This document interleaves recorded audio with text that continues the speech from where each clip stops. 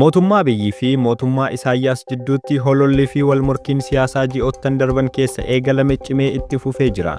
Xiinxaltoonni siyaasaa hedduun guyyaan isaa kana jechuun murteessuu naa dhibuu malee waraanni Itoophiyaa fi Eertiraa jidduu jiru yeroo dhiyootti eegalamuun isaa waan ifatti mul'atudha jedhu. Yeroo ammaa kanatti tajaajilli bilbilaa biyyoottan lamaan jidduu jiru adda cituu isaatiin dabalee balaliin Eertiraa gara Itoophiyaa akkasumas Itoophiyaadhaa gara Eertiraatti taasifamu erga dhaabatee ji'oottan lakkaawwamanii jiru. Biyyoonni lamaanuu daangaa isaanii yeroo kamiyyuu caalaa humna dabalataatiin eegsisaa jiru. Tibba kana mootummaan Eertiraa humnoota waraana duraanii akkasumas loltoota eeggataa jedhaman leenjiidhaaf waamuun ishee ni yaadatama. Mootummaan Itoophiyaa immoo warshaa meeshaalee waraanaa torbee darbe keessa eebbisiisuun ishee dhugumaan fooliin waraanaa qilleensa fudhachaa jiraachuu isaatiif ragaa ta'uu danda'a jedhamuun kaafama. Walqoodinsi garee siyaasa naannoo Tigraay keessatti mul'ates waraana biyyoottan lamaan jidduu jiru irratti shoora mataa isaa taphachaa kan jiru yoo ta'u, mootummaan Eertiraa garee Dabratsiyoonii fi humna riphee lolaa naannoo Amaaraa Faannoo meeshaalee waraanaa fi loojistikiitiin deeggaraa jirti jechuun komatamti. Waliigaltee Piriitooriyaa irratti raawwatameen kaasee walitti dhufeenyi biyyoottan lamaan jidduu jiru laafaa dhufuudhaan sadarkaa ammarra jiru kana akka ga'uuf shoora kan taphate gaaffii ulaa galaana mootummaan Itoophiyaa karaa Somaalilaandiin gaafatti ta'uunis ni himama. Akkasumas Abiyyi Ahmed waraana Itoophiyaa fi Eertiraa dahoo godhachuudhaan olaantummaa ulaa galaanaa kanarratti qaban cimsachuu waan barbaadaniif biyyoottan lamaan gara wal waraansaatti oofaa jirus jedhamee himama. Miseensa bulchiinsa yeroo naannoo Tigraay kan ta'an Leetinaan Jeneraal Tsaadiqaan Gabratinsaa'ee ni dubbatu. Waraanni haaraan Itoophiyaa fi Eertiraa jidduutti kaanaan kaartaan biyyoottan lameenii fi naannoo gaanfa Afrikaa guutumaa guutuutti isa duratti ta'a jettanii hin eeginaa jedhu. Akkasumas ammoo nageenyi galaana diimaa fi gaanfa Afrikaa isa durii caalaa tasgabbii dhabuun kan itti dabaluu fi waraanni gamaa gamasiin baay'achaa akka dhufu tilmaamu Leetinaan Jeneraal Tsaadiqaan. Waraanni biyyoottan lameen jidduutti ka'uun waan hafuu miti kan jedhan jeneraalichi, al tokko garee lamaan jidduutti waraanni eegalame taanaan garuu waraana haga yoonaatti dhageenyee fi argine caalaa yeroo dheeraa kan fudhatu akkasumas dhumaatiin hedduun kan irratti lakkaawwamu ta'aa jechuun tilmaama isaanii kaa'anii jiru.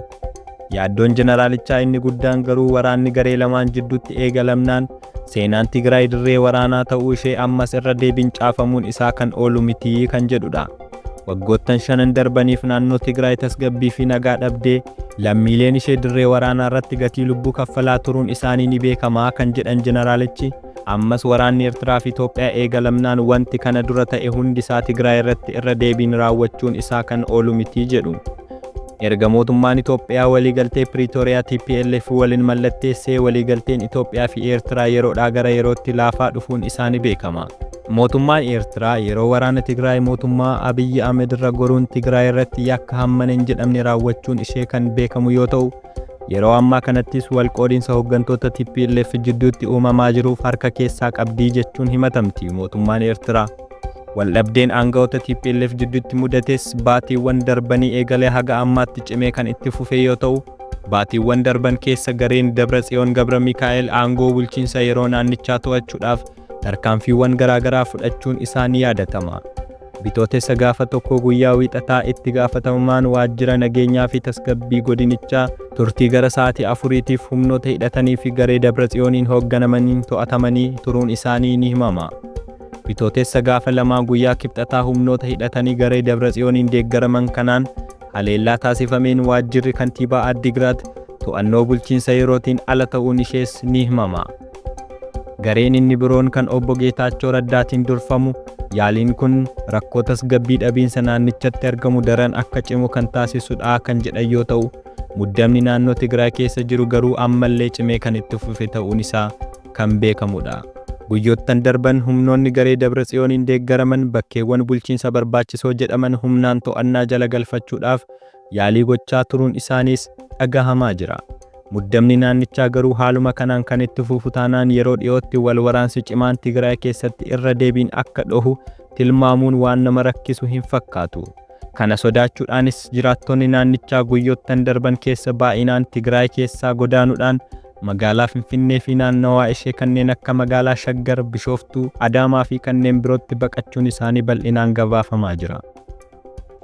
እኔ ኤርትራ መንግስት ጋር ሰላም እናርግ ማለት ኤርትራ መንግስት በተግባር ኢትዮጵያ የትግራይ ህዝብ ላይ የፈጸመውን ጭፍጨፋ በመካድ ሊሆን አይችልም።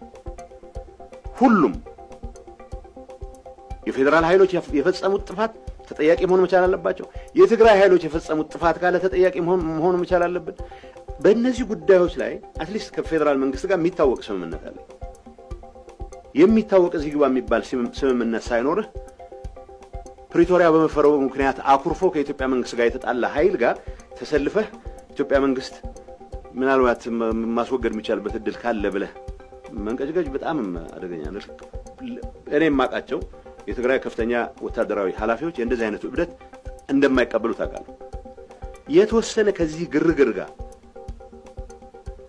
ግርግር የተጣባው በፍጹም የተረጋጋ ኤንቫይሮንመንት ከተፈጠረ አደጋ ላይ ወድቃለሁ የሚያስብ ጥቂት ግን ደግሞ ብዙ ሰው የማወናበድ አቅም ያለው ቡድን ግን እንደዚህ አይነት እንቅስቃሴ ውስጥ እንደገባ አውቃለሁ። እዚህ ውስጥ የተታጠቁ ኃይላት የሚባለው አሁን ታጣቂ እያልን የገለጽን ያለ ነው። ዲዲአር የሚጠብቅ ነው። የፖሊስ ኃይል ይኖረናል፣ እንደማንኛውም ክልል ሚሊሻ ይኖረናል። ከዛ ውስጥ የመከላከያ ሰራዊት የሚባል ሊኖረን አይችልም። ትግራይ ሀገር ናት ብሎ ማሰብ የሚፈልግ ብዙ ሰው እንዳላቃለሁ። እኔም ሞቅ በሚለኝ ሰዓት እንደዛ አስባለሁ። መመኘት ችግር የለውም። መሆን ካለበት እታገላለሁ። ትግራይ ሀገር እንዲሆን ችግር የለውም። አሁን ያለውን እውነታ መቀበል ደግሞ ጨዋነት ነው። ትግራይ ኢትዮጵያ አካል ነው። አሁን በጀት ያለው ፓስፖርቴ የኢትዮጵያ ፓስፖርት ነው የሚለው እና ኦል ኦፍ ሰደን ድንገት ሀገር መሆን ስለተመኘህ ብቻ ሀገር ይሆንክ መስሎ ሰራዊት እስከ መጨረሻው አስቀጥላለሁ ልትል አትችልም። አሁን ፕሪቶሪያ ስምምነት እሱን የማይፈቅድ ሰው ፕሪቶሪያ እናሳካው ማለት ፍላጎት አባንደን ማድረግ ማለት አይደለም። ከምንም ነገር በላይ አሁን ያለውን እውነታ ተቀብለህ ግን ደግሞ የትግራይ ህልውና የትግራይ ሉዓላዊነት ምንላች ሁሉም ህገ መንግስቱ ለትግራይ ያስቀመጣቸው ነገሮች እንዲሟሉ መጣር ማለት ነው። ይሄንን ለማድረግ የሚያስችል ስራ የግድ ነፍጥ ማንሳት አያስፈልግም። kabajamtoota daawwattoota keenya gabaasa keenya har'a kanumaan golamna. chaanaalii Siinqee Miidiyaa subscribe gochuudhaan nu cinaa dhaabbachuun dagatinaa isiniin jenna. gabaasa birootiin haga walitti deebinutti nagaan nuuf tura.